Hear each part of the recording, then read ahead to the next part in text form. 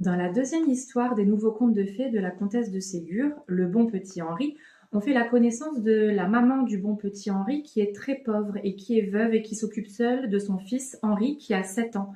Elle travaille très dur, elle est très courageuse pour vendre son ouvrage et Henri est très courageux aussi, il aide sa maman, il l'aide à faire le ménage dans la maison, il cultive le potager dans le jardin, il fabrique des meubles.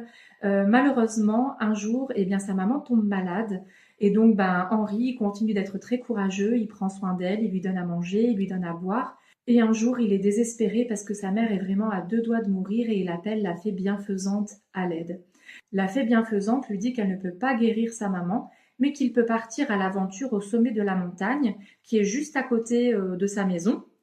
Une montagne qui est très dangereuse parce qu'elle est entourée d'un torrent, d'un mur très élevé et de précipices, et que jamais personne n'a réussi à atteindre le sommet de la montagne. Mais au sommet de cette montagne, il y a une fleur de vie qui pourrait sauver sa maman. Arrivé en haut de la montagne, il doit appeler un gardien, et ce gardien lui donnera une tige, et avec cette tige, il pourra sauver sa mère. Ni une ni deux, Henri il décide qu'il va partir malgré tous les dangers au sommet de cette montagne pour récupérer cette fleur. Il prend juste son courage à deux mains, un pain et il se met en route.